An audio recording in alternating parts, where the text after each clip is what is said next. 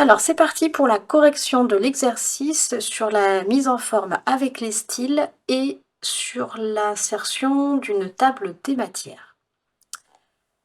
Je vais utiliser mon petit modèle que vous ne voyez pas, que j'ai à gauche, qui va me guider pour savoir où sont les titres.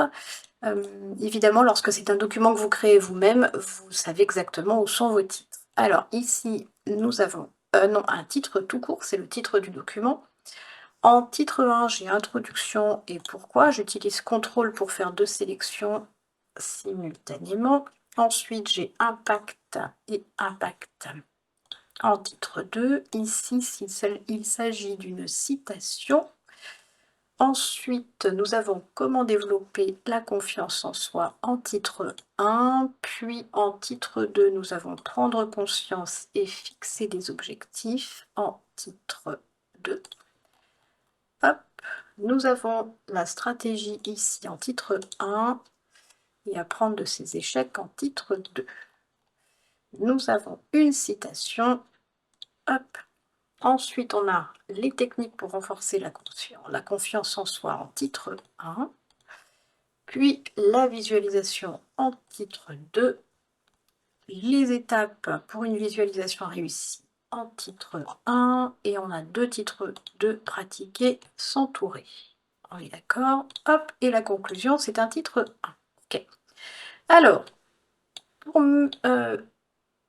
pour mettre en forme le document, je peux utiliser les conceptions, donc en allant choisir une conception.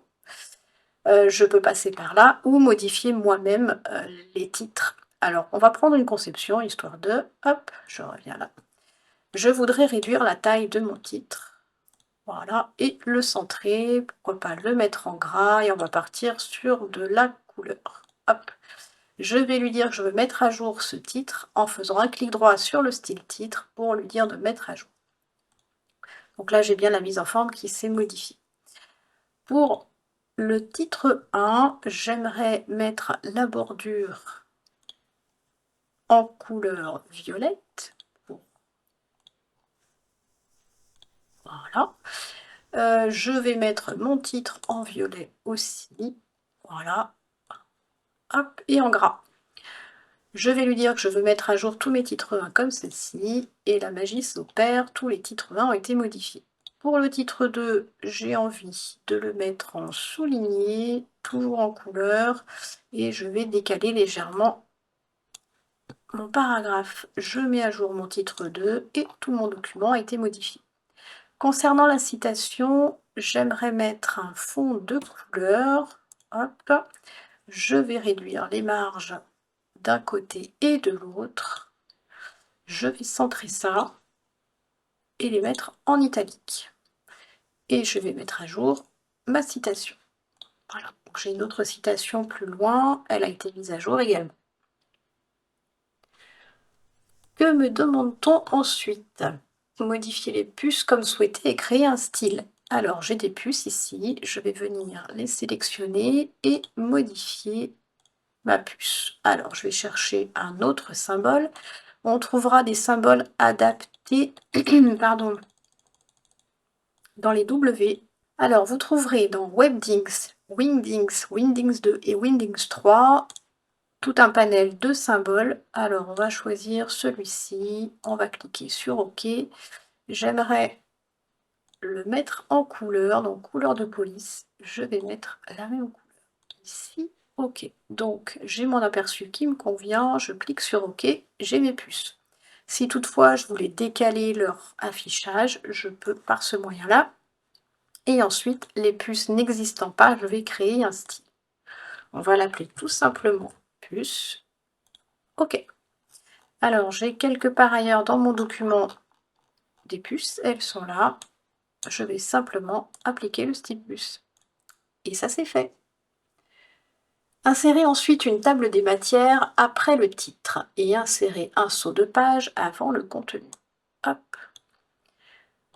Je me mets après mon titre, je fais entrée et je vais venir insérer une table des matières. Je vais trouver ça dans le menu, l'onglet références, dans table des matières. Je vais choisir la première. Donc, il se réfère au style que j'ai appliqué.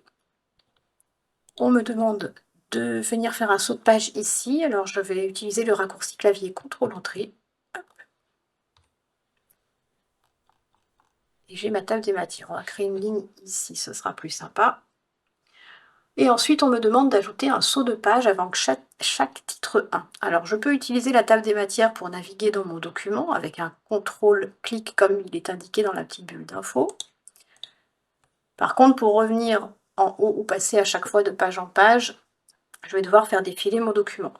Donc, je vais pouvoir afficher le volet de navigation qui va me redonner quelque part ma table des matières et je vais pouvoir passer d'un élément à l'autre. Donc, je vais faire un CTRL-Entrée pour créer un saut de page, venir au titre suivant et à chaque fois faire mon CTRL-Entrée puisqu'on m'a demandé de sauter une page à chaque nouveau titre 1.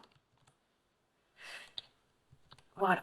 Je reviens au début, alors soit en revenant sur mon introduction, soit avec un CTRL Home. Home, c'est la flèche oblique au-dessus de la touche fin sur le clavier. Ça me permet de revenir au début du document. Ma table des matières n'étant plus à jour puisque j'ai changé mes pages, je peux faire un clic gauche sur ma table des matières et utiliser mettre à jour la table, ou alors faire un clic droit, mettre à jour les champs, ça reviendra au même. Je peux mettre à jour uniquement les numéros de page ou toute la table. Je n'ai fait aucun changement dans les titres, donc je pourrais mettre uniquement les numéros de page. Si toutefois j'avais fait un changement, j'aurais pu mettre à jour toute la table. Et là, les numérotations ont été modifiées. Et l'exercice est résolu. C'est à vous.